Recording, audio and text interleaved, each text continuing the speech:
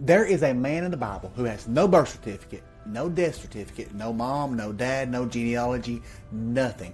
He shows up for exactly 3 verses, collects a tithe from Abraham. Then Jesus will come and claim to be a priest in his order. Who was this guy, and why is he so important? Abraham has just put off the impossible. With 318 men, he defeated 4 armies. He rescued his nephew Lot, recovered all that was stolen from 5 different cities, and he sends the most powerful king in the region running into the night. Abraham is on his way home and he's victorious. Then 2 kings come out, but here's where it gets interesting. The first king, he's from Sodom. Yes, that's Sodom. And he sees all the stuff that Abraham's recovered, and he tells him, "You keep the goods, just give him my people back." It's a business deal for him. It's a transaction. But check this out. Abraham refuses. He won't even take a thread, not even a sandal strap from this guy. He literally raises his hand to God and he says, "I don't want anyone to say the king of Sodom made me rich." I don't blame him for that, to be honest with you. But then comes the second king. And folks, this is where things get mysterious. His name's Melchizedek. Now that's a mouthful, right? It means king of righteousness. He's the king of Salem, and that also means peace. So we have the king of righteousness and peace walking up to Abraham. But he's not just a king. The Bible tells us this. He is also a priest of God Most High. Wait, what now? A priest king from a Canaanite city? This was hundreds of years before Moses, before the law, before Israel even existed as a nation. There's no temple, there's no Levites, there is no priesthood system. Yet, here is this guy, and what does he bring? An army? A contract? Nope. He brings bread and wine. Now think about that contrast for a second. You have the king of Sodom, and he's coming with this business proposition. Melchizedek comes with a meal. Sodom offers earthly wealth. Melchizedek offers a blessing. One represents the world system. Take what you can get. The other represents something higher.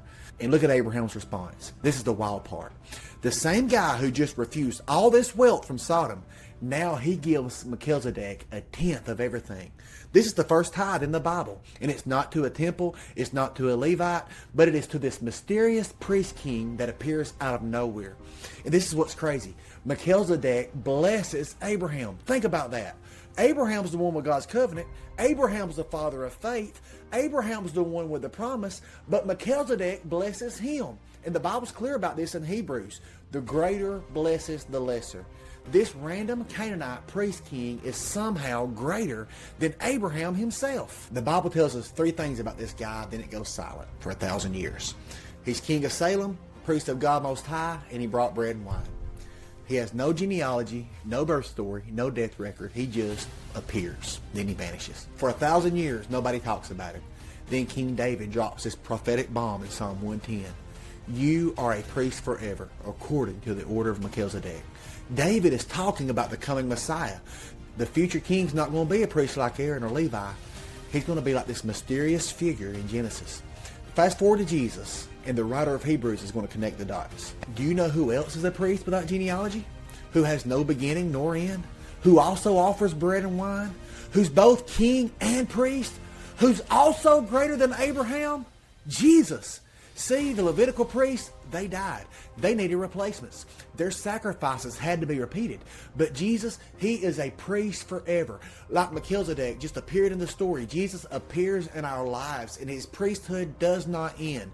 His sacrifice does not expire. His intercession does not stop. And this is what that means for us. You know that feeling when you mess up so bad that you think God's done with you? When you're sitting in your own messiness thinking you have blown it one too many times. The Levitical system will say, come back when you're clean. Bring the right sacrifice. Follow the right rules. But the priest in the order of Melchizedek brings bread and wine to you.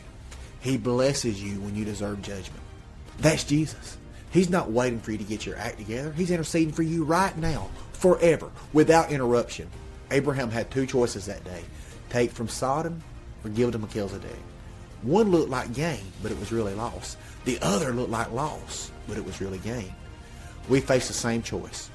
Are we going to grab what the world offers, or are we going to recognize true spiritual authority when it shows up? If this stirred something inside of you, I would love it if you would drop a comment.